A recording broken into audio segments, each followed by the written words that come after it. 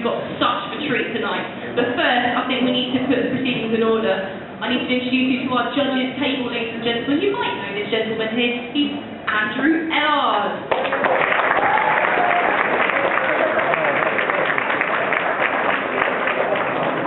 And next to him, ladies and gentlemen, we've got his protege.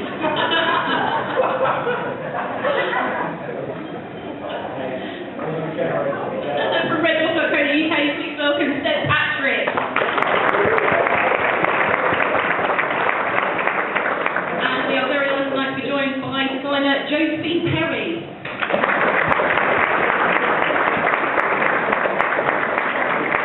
Right, are you ready to see our entrance, ladies and gentlemen?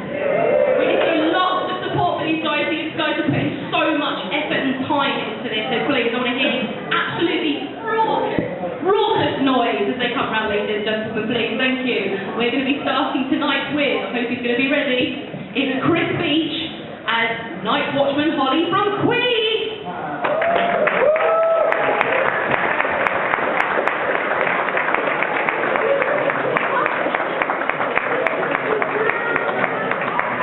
Now, just like Holly, ladies and gentlemen, it does take his time to get through the rounds, but he is coming.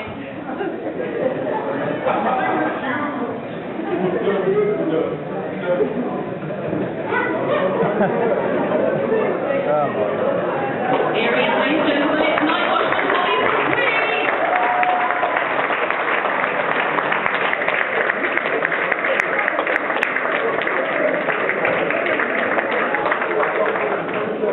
Thank you very much, Chris. That was Chris as Night Watchman Holly from Queen.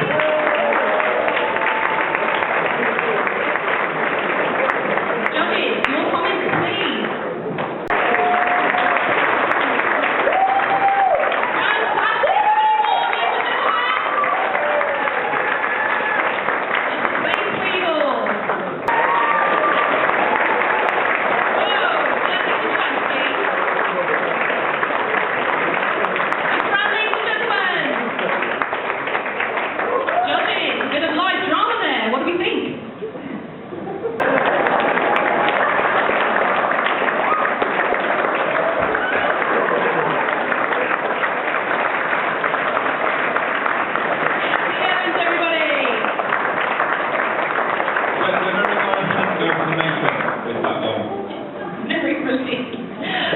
Okay, who we have up next? Ladies and gentlemen, please welcome to the stage the gorgeous Polly Manson as Arnold J. Rimmer.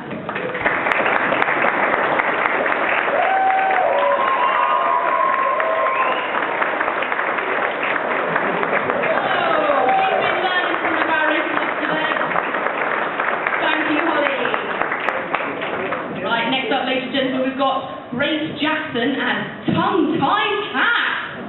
Come on out, Grace. Woo!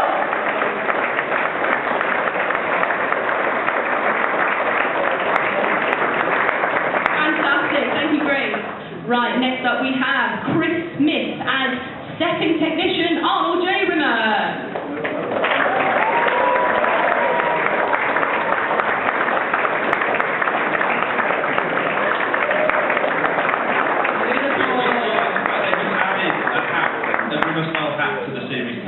Adding to the canon. That is, indeed. Very good.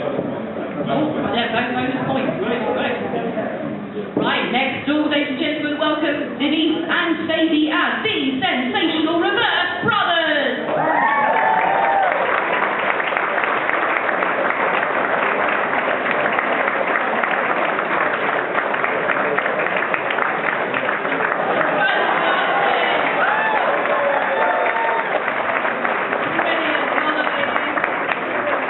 Next up, we have Kelly York as Female Cat. Come on out, Kelly.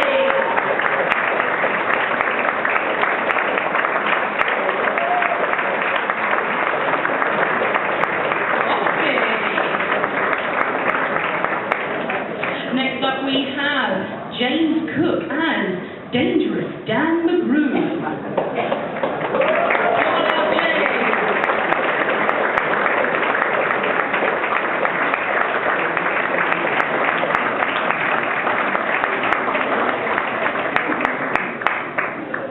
Next up we have Amy Brewer as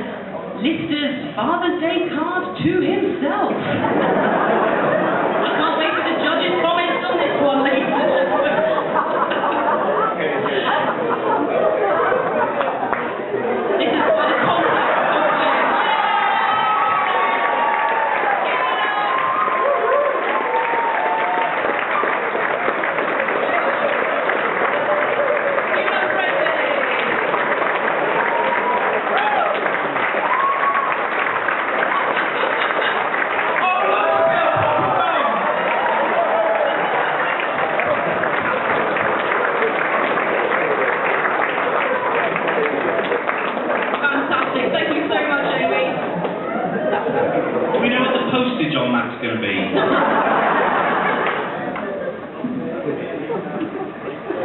Next up we have Cole and Paul as Couture Red Dwarf and Jesus of Caesarea, ladies and gentlemen. Give it up!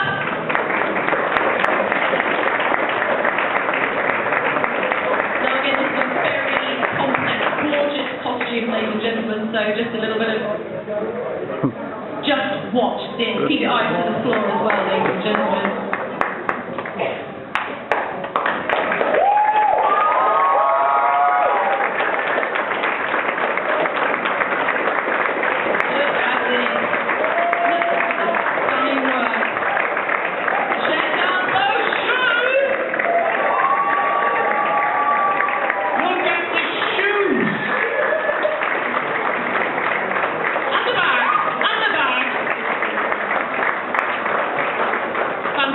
Thank you so much. That's Cole and Paul, ladies and gentlemen.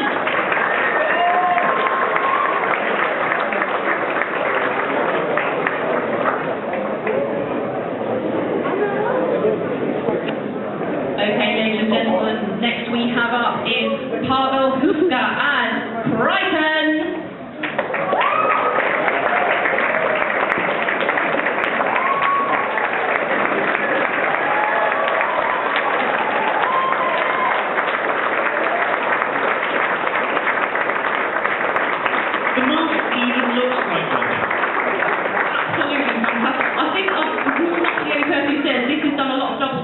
In this room tonight. We've had some fantastic responses. Robert's lost a lot of weight. That's Pavel, everybody!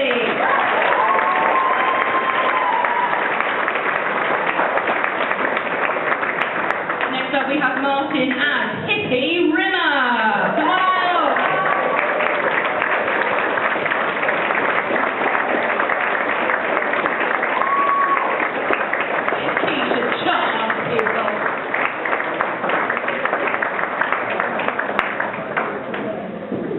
Next up we have Simon Peel as the Curry Monster.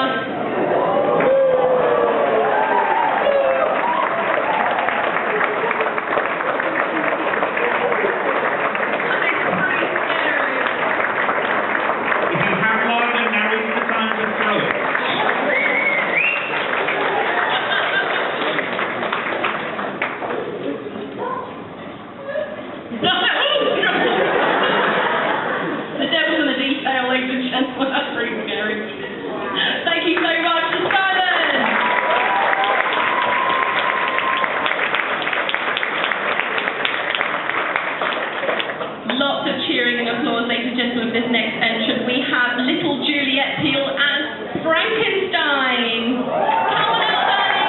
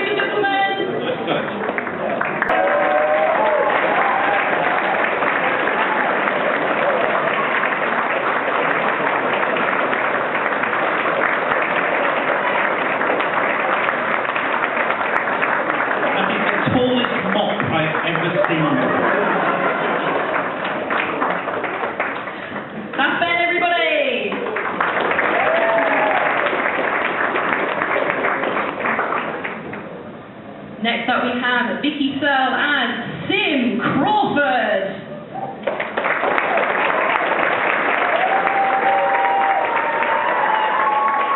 Another foxy costume.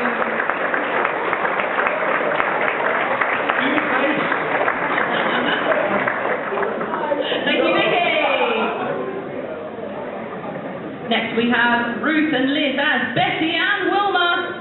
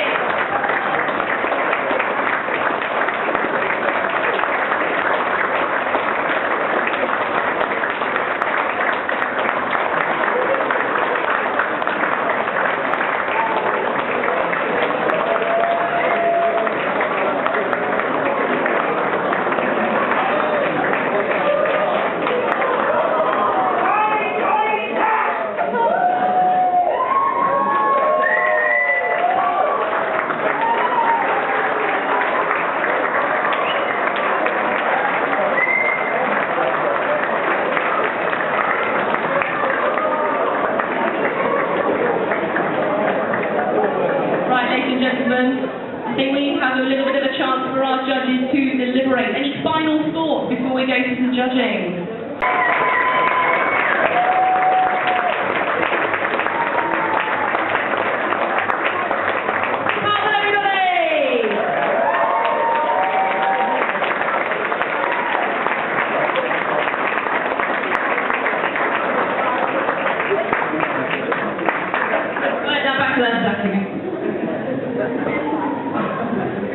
And in first place, ladies and gentlemen, we have Cole as Red Dwarf Couture.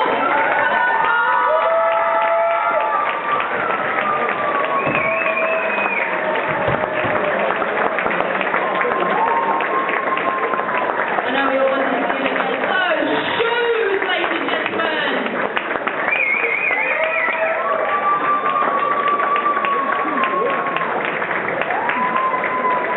Absolutely fabulous. These are brilliant. Hello, everybody!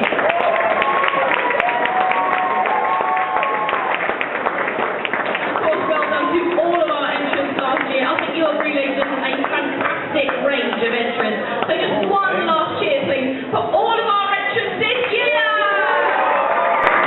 Now that was one big introduction. Sorry about that, Steve. You probably got your name from it.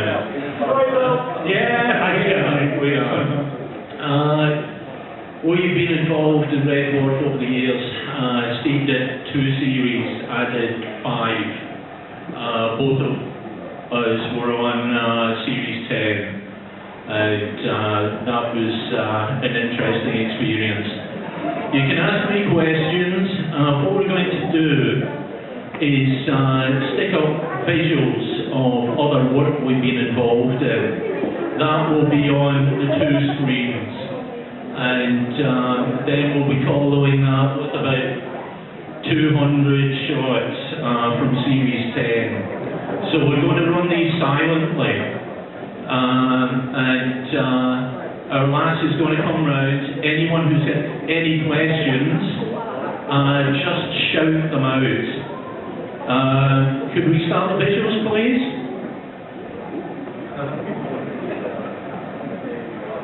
Okay, this is a lot of things I've been involved in.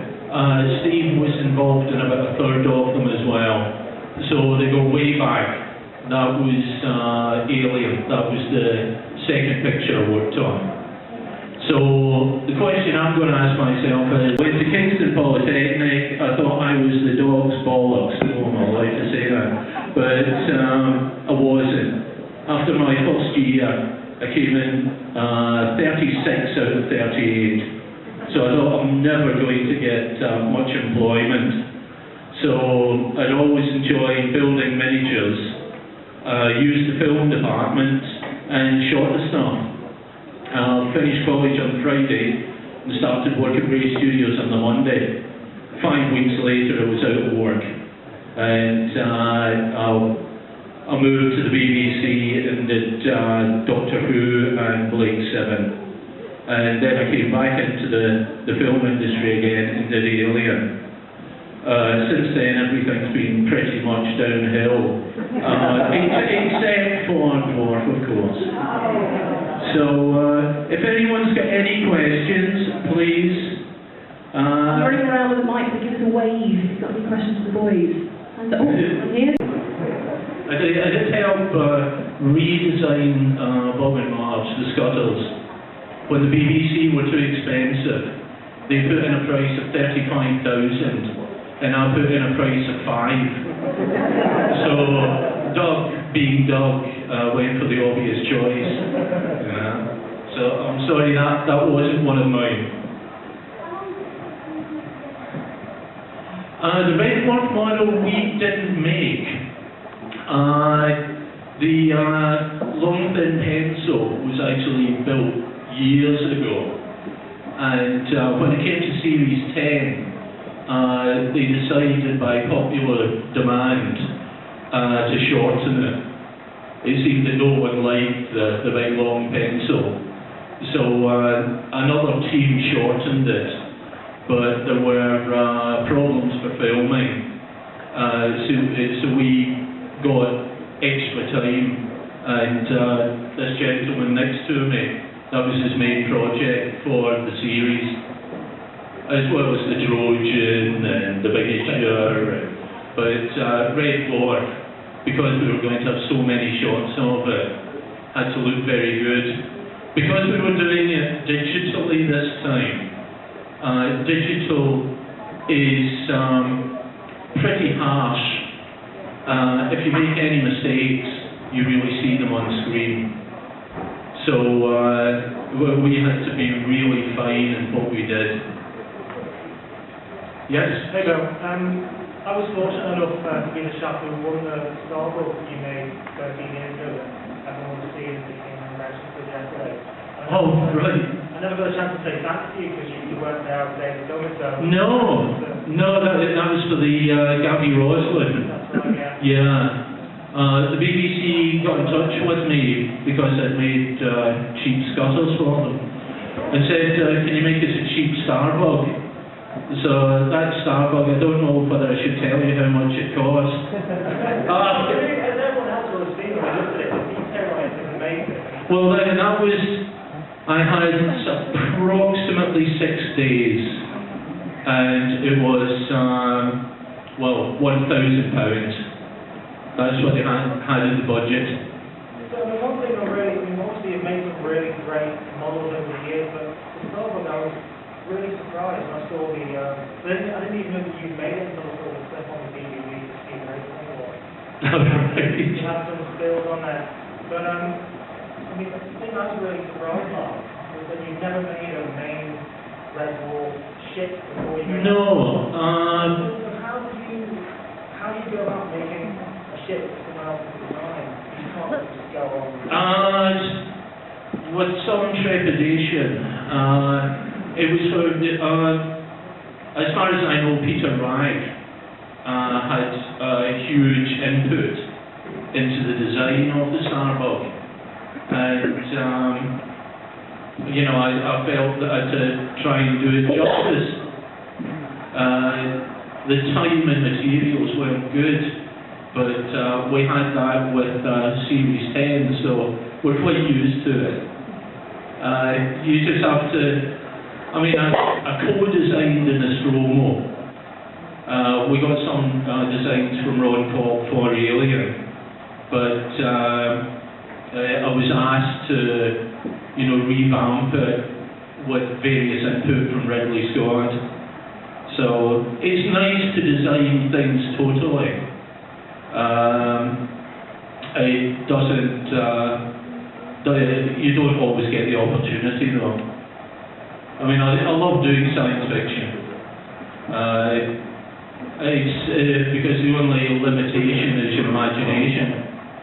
that's it. You can normally just let rip with it. But yeah, it's a fun game. Someone else, please. Who's got a hand up? Oh, There's a couple of she's fronts here. got to run down the front now. You can shout it from there. It's like a maze. Here we go. I thought you'd have to take those heels off. You'd be able to get around there. It's lucky that you're here, actually. There's a question I always wondered. You mentioned the stroke earlier on. Yeah. And just before Brett meets his demise, he walks past this enormous door on the set. Yeah. And it's so intricate inside the door. I always wondered if that was made from scratch or whether it was an actual door from somewhere that's been embellished. Well, a lot of the dressing on the original Alien and on Aliens were aircraft components. They bought a lot of helicopters in, all scrap, and used those to dress the surfaces. Interesting. Yeah, I was wondering. Yeah, we didn't get involved in the actual sets. The only time that someone mistook what I had done was Mel Bibby, and he came into the shop one day and said, Mel, you know those canopies that you did, the clear canopies that came up from all the characters, like petal shape? I want some of those for an episode called Back to Reality. And I said, well, Mel, I didn't actually do those. And he said, yeah, well, you know what I mean anyway. So I tried to get aircraft canopies to do the same, but we couldn't afford them. So I made the pieces that went over their faces. And I was much thinner in those days. And the central column, you know, that they surround, I was in there with a ring of wood with cables on it, and on cue, I pulled the ring down and all the canopies lifted up. It's a technique we've been using for years in this country. It's called hand-o-matic. And it comes in very useful on Dwarf. I watch that film about once a year, and it's always been magical to me. Yeah. Now I just going to imagine you inside there. Yeah. It's very interesting. It was very warm. Yeah. Someone else, please? Question over here. There we are. Yeah. Hi. I'm just curious to know what you worked on Doctor Who. On Doctor Who, I worked on a couple of spaceships for one of the Tom Baker series, and there was a large container bay for Peter Davidson's series, Earthshock. In every one of the containers there's supposed to be a Cyberman. So the miniature, I think there's a shot of it somewhere out there, was about 10 foot long. But The link here, because I just finished working on the recent Doctor Who. We did Cybermen handbars that were on Cybermen. This Doctor, some of the thorax and the back. yeah. But I thought I was actually going to sit here not saying anything, because I'm not the type of introvert being involved. well, so am I. Yeah. But thank you. Okay, do we have any more questions for the boys? Oh, we've got one again. Let's do this. Okay, recently, computer-generated effects have been taking over a lot. Do you think practical effects still have a place in film and TV? Well, certainly. We were approached on a movie about 3 years ago now, and they came to us to make some space helmets. And I said, what's the movie about? And they said, there's moon base, there's rovers, there's harvesters. And I said, miniatures. It must be miniatures. And the director, who was David Bowie's son, he said, Bill, it's the 21st century. So I said, yeah, sure. So we made the spacesuits. Then about 5 weeks later, the producer came in and said, how much exactly would it cost to make these miniatures? So I said, come back in half an hour. So I came up with a price of £47,000. And he said, what? And I said, yeah, 47 grand. And he went, as a producer, I never thought I'd actually say this. Haven't you left a zero off the end of your budget? And I said, no, we can make it for that. Easy. I said, you've got to pay for the filming, which you don't with the digital, because you're creating it on computer. But he said, so for that, we're going to get these rovers, which Steve was in charge of those. And he said, they're going to be radio controlled and we'll be able to move them all around the moon surface. And I said, well, you hell, they'll be pulled on string. and that's how we did it. And I said, now you can actually pay some money digitally to remove the string.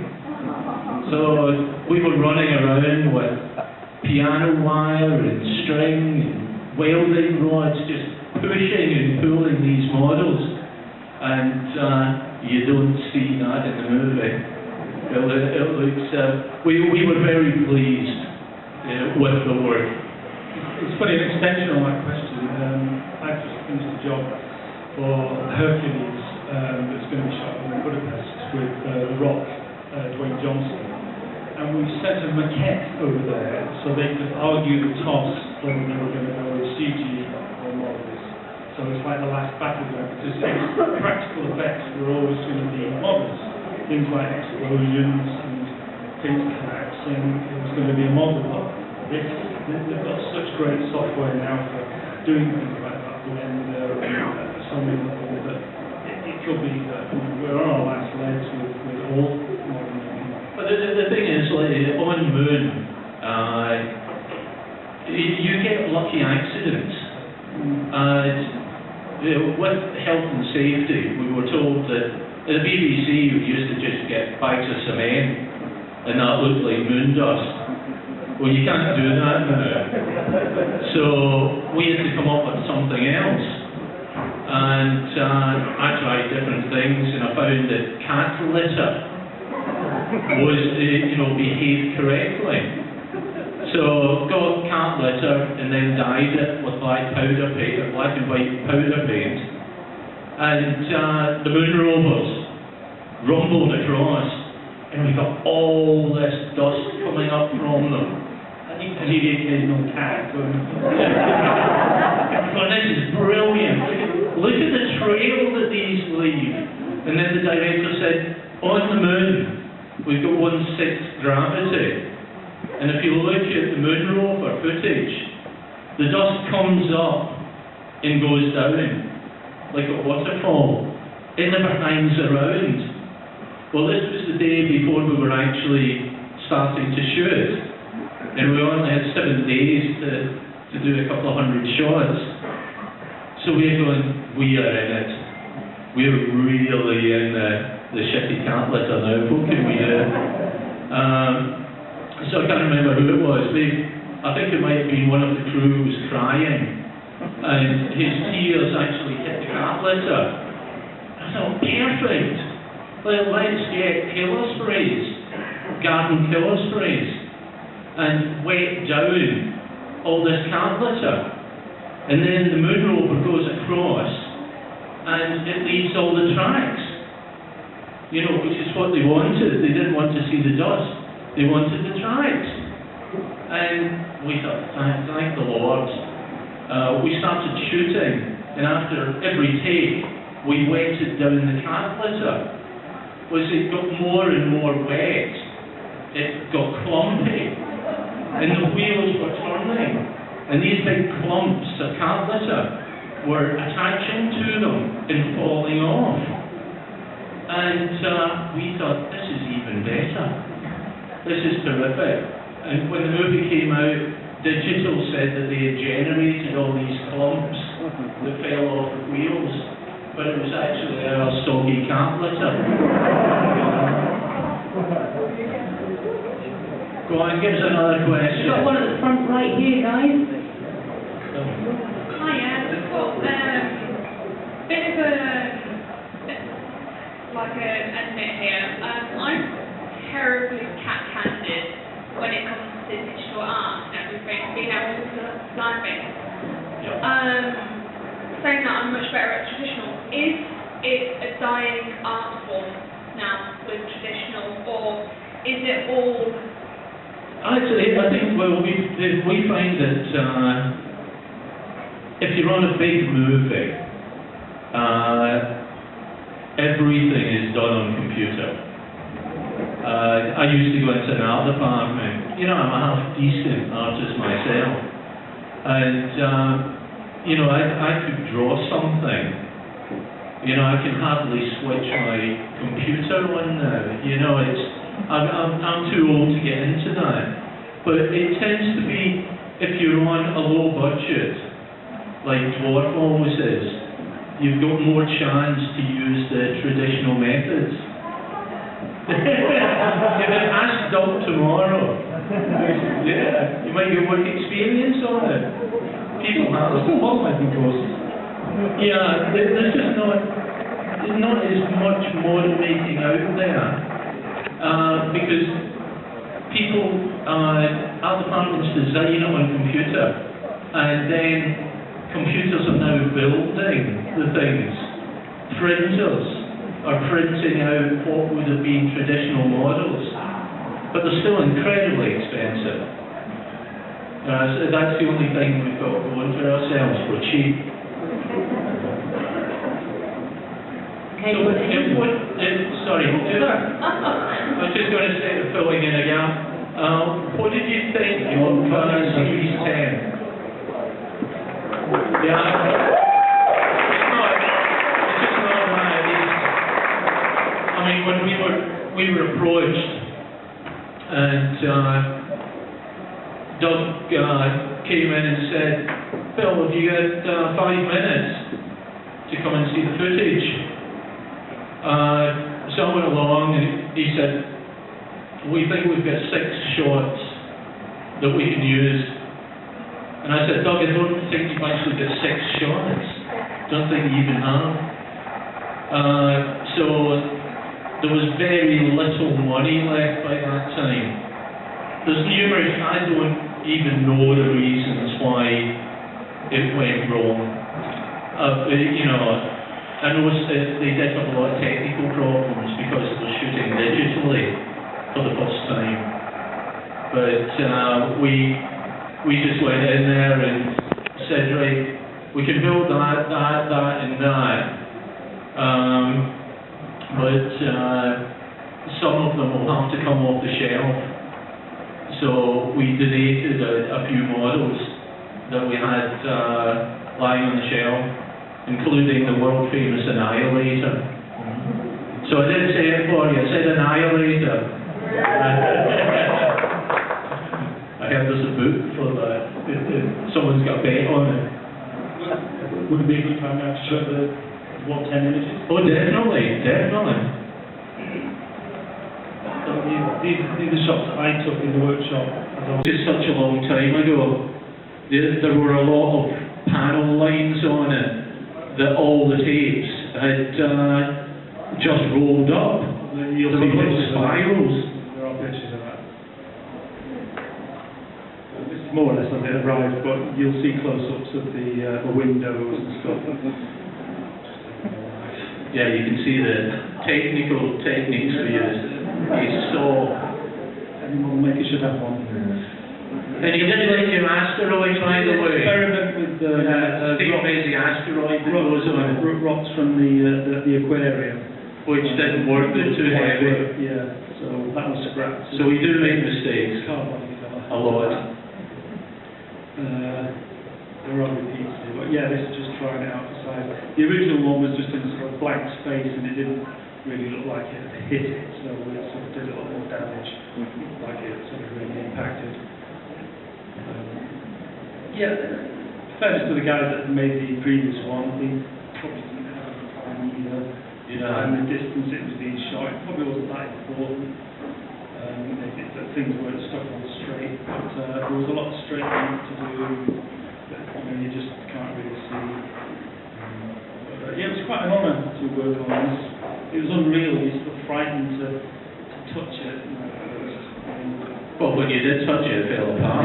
Yeah, so there was good reason to be frightened. That's the beauty of it, you can never make good, but you know, you just you should pray to some of the ways that started putting into it. You just have to know what to do and you get on with it. Yeah, this is the sort of stuff we were up against. Black tape, I mean, that wasn't going to stand up to high definition. On the windows, you can see where the guy was stuck in a scalpel blade to pull the tape off. You know, you got a lot of nicks, which were, you know, they weren't acceptable either. So a lot of windows were covered with strips and stuff like this. So this is the old Red Dwarf. So that sign is going up for auction, isn't it, tomorrow? The Red Dwarf. Yeah, I was actually emptying some boxes in my workshop, and I thought, what is that? And there were the two signs off the front of Red Dwarf, and there was a model of Triton from Starbuck. So I stuck them on a little blend, and there's some wiggity panels as well. That they're going up. The item's going up for auction tomorrow, so it's all for charity. Yeah, these were more from the aquarium that were quite good, and Doug was toying with the idea of using them. In fact, I think he did use them for some of the longer shots. Yeah, they were used for the meteors when the ship's going through. There weren't actually any removable panels on the old one. You couldn't actually get in there. You know, you couldn't just undo 4 screws and take the side off. It had all been super glued together, so you literally had to saw everything apart to get in there. But, yeah, it was a pleasure to work on it. I was just opening stuff up. Yeah, it's a good stage. Just keep them rolling. It's a lot of repeats. Yeah, so spec finish, just a bit of a rough heresy. Yeah, the misshapen blob is the one on the right.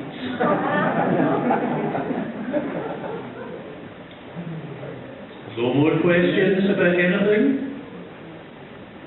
Feel free. I've got one on the side here.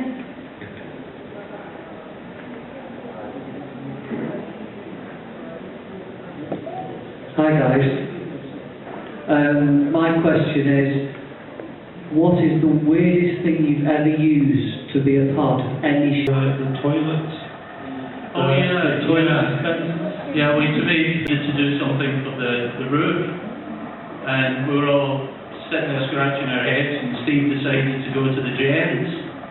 And when he came back, he said, "There's all these toilet tissue dispensers in a skip out there." And I said, "Really?" I said, "Come on, let's go for it." So we all jumped into the skip and took out these dispensers, and Steve started putting them on straight away. And I said, "Steve, I thought we might wash them first." And we're all used. Weathering, yeah. So I don't know what diseases occurred because of that. Joking, of course. But I did that death ship. That is covered in bits out the £1 store. That is my favourite stop-off place. And also there's wind-up torches there. Every Hoover, the little Hoover. Yeah, there's Hoovers. It's really, yeah, you can see the little car Hoovers on either side of it. I said, well, Kitchen sink in there as well? Kitchen sink in there as well? No, we tend to just grab stuff when we're out there and think it'll be useful one day. And that certainly was. More questions? So we're at the front right here, guys. Yep. Hi. Hi. Just wondering, in Back to Earth, did you ever make the dimension cutter? In what sort of... oh, back there? No. We weren't involved in that, thank God. No, that was lucky. That was a lucky one there. No, there weren't any miniatures, as far as I know, on that. And I think Series 8 was the last series that we did any hand props on. We tended to, the Beat did some hand props and we did some, throughout for the series. And spaceships, we only came into doing them because, again, the BBC were too expensive on Series 8. We had the pleasure, we were very happy with it, the actual landing bay. That was one of Steve's babies, was the large yellow grabber that's in the landing bays when the Starbug head comes in. Interrupted a bit. Talking of weird objects. Oh yeah. Yeah, the conglomerate of weird objects. There's Star Wars toys in there, Binoculars at the back, the blue and silver things. and all sorts of really old toys from car boot sales. A lot of which have come from the Eastern Bloc, so we don't know where they come from. A lot of people selling from car boot sale are Polish, and a lot of these are really old toys from Poland. Yeah, because you got most of those in one day, didn't you? You just went to one car boot sale. And that was how it was designed. That was how Trojan was designed. Because you don't always have the chance. No, there was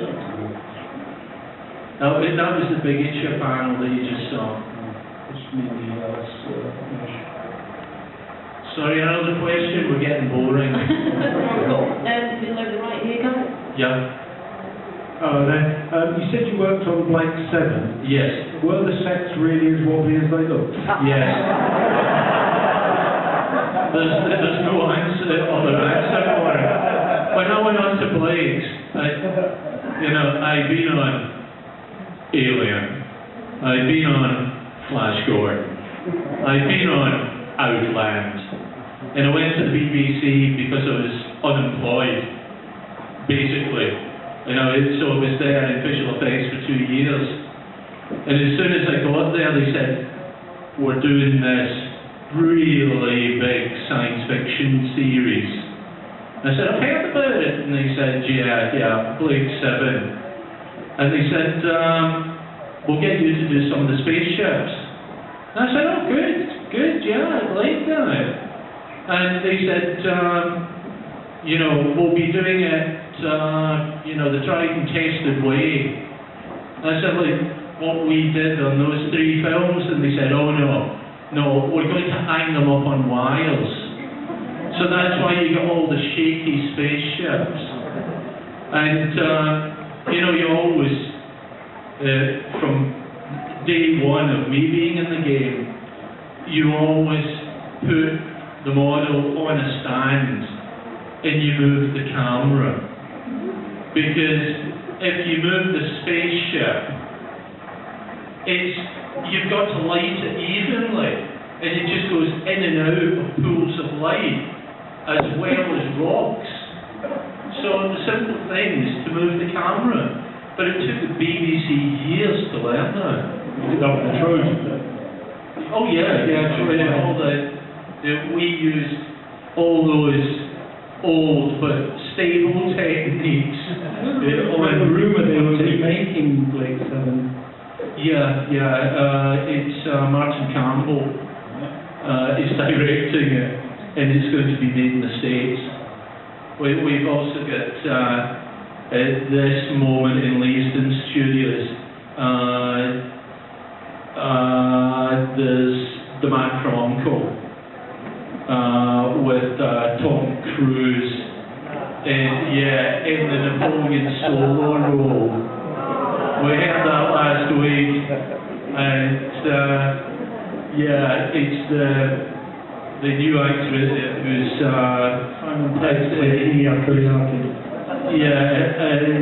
it's the guy who's opposite Johnny Depp in The Lone Ranger. He plays Ilya Kuryakin, and it's Matthew Bowen is directing it. You know, the arcade and all that. So it'll be interesting to see how that turns out.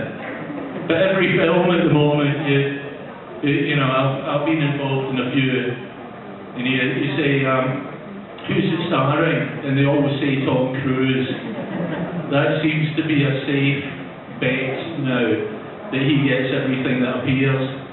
But when Tom Cruise gets a movie, you know it's going to be about 200 million, the budget.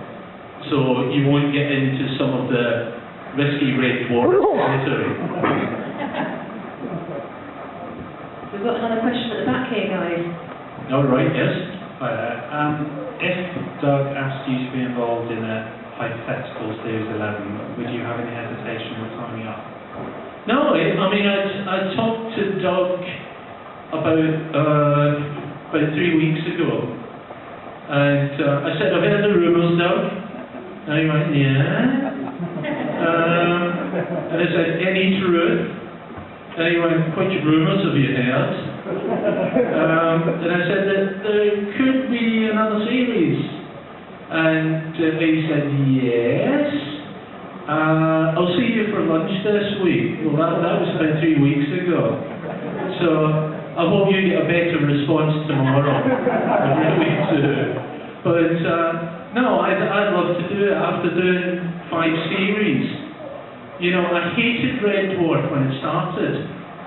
The first couple of episodes, absolutely loathed. And there wasn't enough high-tech gear in it for me.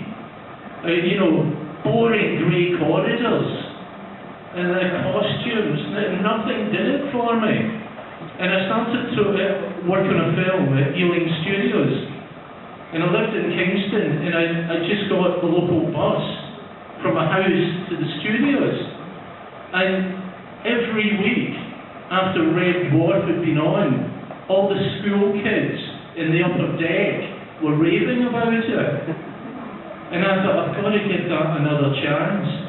And I've never looked back since then. So there you go. 10 minutes left. Oh, 10 minutes left. Got any more questions for the boys? Oh, wait a minute, there's one over there. Or do you just want to leave the room? Troublemaker. No, I just shouted it. We've seen that you're quite good at pulling things up behind the short period of time, but given that, how authentic and detailed do you find yourself? Like, the recharge back on the side of the ship, which seems to be quite detailing in and around the edge of it. Do you find yourself doing things that you would never like to be seen? Well, Just in case. yeah, the thing is now, because of digital, there's a damn good chance it's going to be seen. But we always did. We always over-detailed stuff. And it's like, you know, the Annihilator and the space station. They were built years ago. But I'd actually put in as much detail as I thought they'd need. And I never believed that we'd actually, you know, the space station, you know, it was that then. And in those days, if you were making a model that was going to be seen in close-up, you made a big model. Now, with the lenses, there's no depth of field problems, so you can get right in there and spot, you know, fingerprints and everything. I think Doug was promising a much bigger Red Dwarf if we did 11. Oh, he did. He said when he saw it, I shouldn't say this, but he said, is there any chance in the last day of filming that it could accidentally get knocked off its stand? And you did not hear that here. But he said because I think we could do better now. Probably exploded, I think. Yeah. It's very old perspex. And that's why when Doug, asked us to do it, and I said, this will not stand up to digital. Thank God I had some experience of digital by then. And I said, what we'll do is a bigature. I said, we'll make a large panel so that we can use that for flyby shots. And that's section over there. And all the windows, it's a trick we learned years ago. To give depth, you don't actually build little interiors of the ship. You just get your holiday slides and stick them in. And some of those are really... Thank you.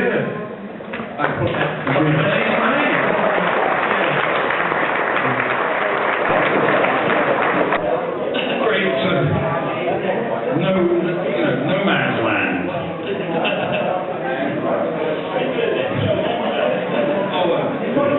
Okay, ladies and gentlemen, do we have any questions that people want to ask?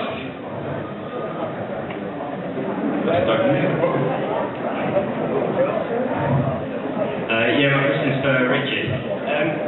You read for the part of Hoagie the Rogie during the film production, early stages. Did you ever think you'd actually get to play the part?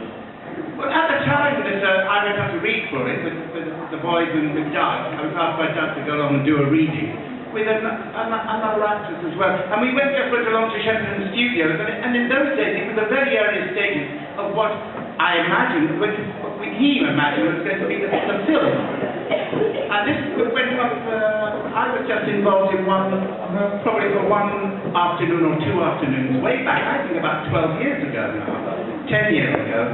And I kept in touch with Doug over the next few years, and I know how hard he struggled to get the film off the ground, and rewrote the script, went off to America, got some American film companies involved, and it all seemed to be going ahead. Then it would all come back, somebody would back out. Then he went off to Australia for quite a long time, so try and get some funding down there. And unfortunately, the film just never got made. So after about 4 or 5 years, I just thought, well, I don't think it's going to happen. And so when Dave came along and kind of rescued the whole situation, it was fantastic that he got another episode out of it, and I was asked, of course, to come and play a completely different character there. And I was surprised about sort of January of last year to discover that we were going back to Hoagie the Rogie, which was fantastic for me. Thank you. Any other questions? Yeah. Right.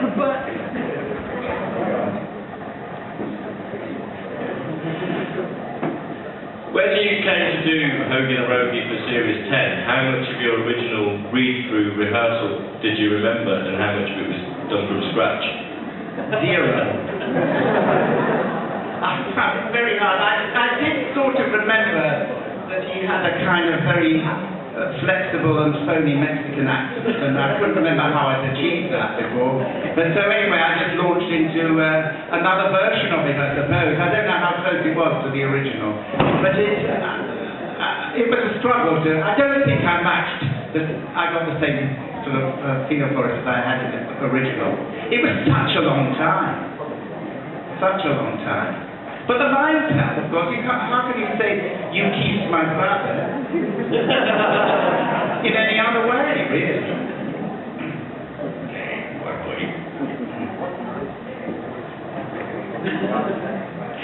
This is for Simon. When it came to being cast for playing his father, how much backstory did you have?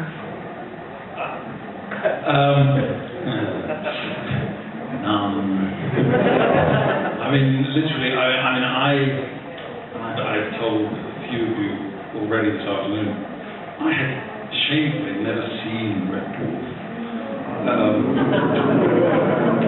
Chris Barry said I should be honest about this. Be upfront about the fact that I'd seen, I knew what Red Dwarf was, and I knew the characters and things, but I'd never actually seen a whole episode, let alone a series. And what actually happened was Richard, I think it was, did you ring me, Richard? No, I think it was Linda. Linda. Well, I got a phone call from Linda, who's Doug Naylor's wife, and also the casting director for the series, saying, Richard Callahan has just suggested that you might be right for Rimmer's father, or as he became lecturer at Rimmer. Could we do a Skype chat? I'll send you the pages of the, one scene. And I thought, yeah, okay. And so literally a couple of hours later, I was sitting in front of my computer, doing the only interview I've ever done for a job via Skype, to Linda, who was, I don't know where she was, and I read the part as best I could, and she said, she said, I think that's okay. I'll talk to Doug, I'm sure he will say that's all right. And 2 days later, I was at Shepperton doing it. And no one, in fact, I met Doug, I've only met Doug briefly. And that was at the end of the filming, I think. And he said, I'm Doug Naylor, I wrote and directed this. Oh! So I didn't know anything about his father, but I discovered later, after having done it, I realised that the one time he'd appeared before, he was played by an actor called John Aberneri. And John Aberneri and his family were friends of my family. And we had been on holiday in Cornwall when we were kids. So there was a strange kind of link. It's like the baton being passed on in a weird way. But I knew nothing about who Rimmer's father was, or rather, wasn't. And that's the honest answer to your question.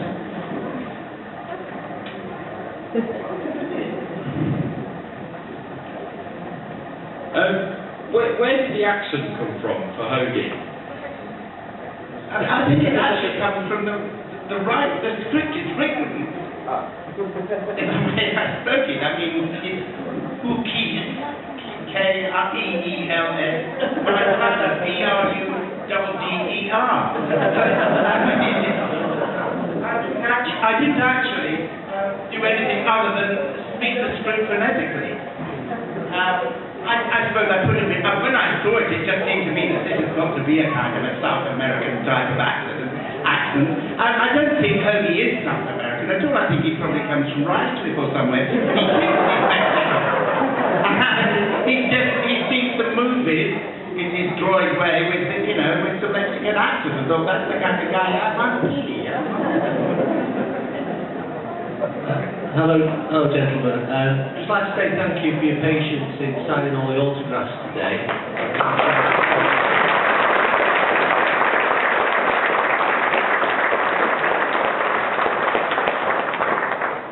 I just wonder, what's the actual length of the queue? The type of thing you've never seen before? Yes. I was here in, I think it was autumn of 2011. And it was probably as long, if not longer then. But I have to say that it's not a chore.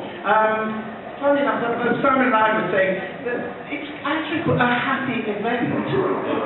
We meet a bunch of people, who come along, you've all got smiles on your faces, you're all very enthusiastic about what's going on and why you're here. You know why you're here. You come to take part in the convention and enjoy it. And so there's never a moment really. No, we weren't bored. Every person we met was another new face to meet and shake hands or sign autographs for and to have a little chat. Because the queue went so slowly, you were able to actually say more than just hello to people, really. So,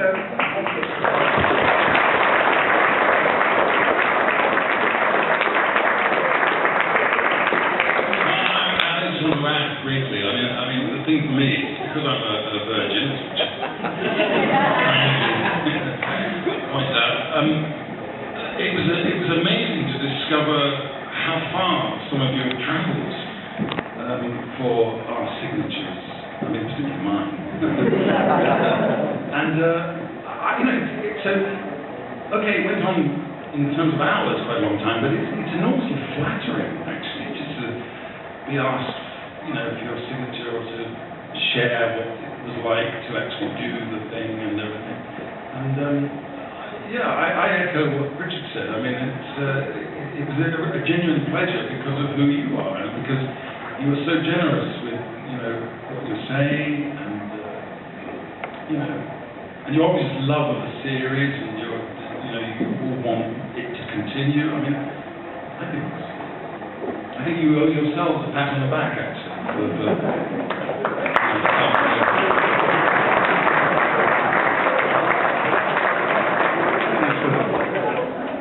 Right, hi guys. Mine's to Richard. Cast your mind back to Carry On films, and particularly Carry On Loving and that sort of thing. How did the directors approach you for that? Did you accept first time? And how did the cast greet you? Bit of a multiple there. Yeah. Well, first of all, I was doing a play in town at the time, which had a very nice balance. Quite a moderately young actor. I was in my early 30s when this happened. And the show was doing well, and I think the producer, Peter Rogers, came to see it, must have been come to see it, decided that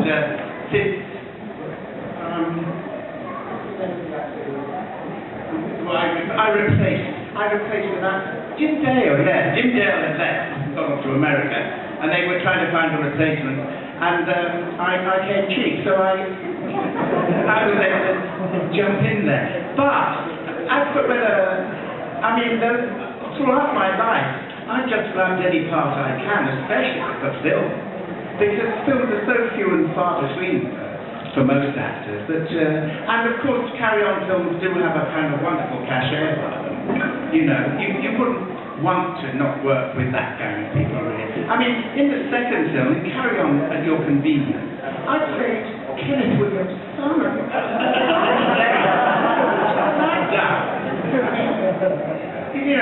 These were all kind of legends, and I was very lucky to be able to go and work in amongst them all. As actors, if you could pick anything. Oh dear. Hoagie comes quite close.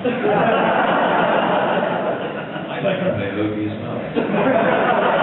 I tell you what I do want to play in the next series, or at some point, I want to play Dungo the Gardener.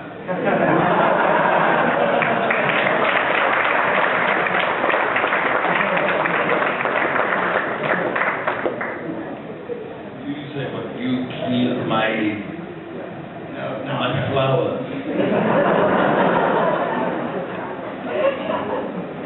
Rimmer's real dad, he was half with him. But seriously, I can't think, it's very hard. People do ask me this question from time to time. I think it's a fantastic part to play in my time. And I can't think of anything that I'm a little bit old to play Hamlet now, I'm a little bit old to play Gertrude. I can't get I'll tell you what, there's a play I did a few years ago, where I played a pope, a real pope who died after 33 days in 1978, and it was a wonderful play with David Suchet in it. And there's a chance that it might be revived again and go off on a tour around the world. And I'm hoping that there is a small chance that I might get that part again and go off around the world with that part. Because it was a wonderful part to play and a very nice play. Yeah. I think it's a really difficult question to answer. I mean, I know there are actors who say, oh, I really want to play X, Y, and Z. I think my experience is that most actors, in a sort of strange way, don't want to know until they're offered it. And then when they're offered it, they go, oh, yeah, I know what I can do with that. For a day, and then it's just like, Yeah. I wish I hadn't taken this one. Yeah. I certainly haven't got a specific part.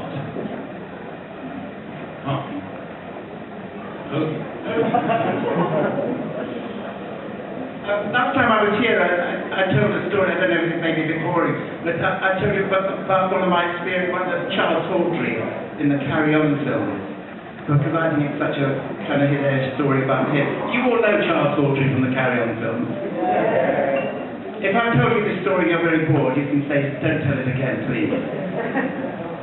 Oh, all right then, thank you. Charles Hawtrey was a very eccentric man, and he always looked to me like a kind of a very old hen. He's got beady glasses on, and always had bits of makeup and cotton wool stuck to his face.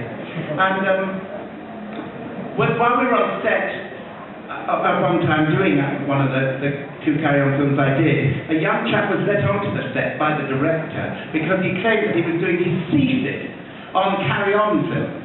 And he was told not to annoy the technician, and that the actors, if they were prepared to speak to him, they would, but not to bother them. So anyway, we were aware that this young chap there, and after the first or second day, Charles Hawtrey and I used to quite often speak off to the canteen rather than the restaurant at Pinewood Studios, because it was cheaper and it was less sort of snooty in there, really. And so he and I were preparing to go off, and this young man came up and said, excuse me, do you know where the canteen is? And we said, yes, we're going that way. He said, oh, do you mind if I follow you? So he came along to the canteen with us and joined us at the table.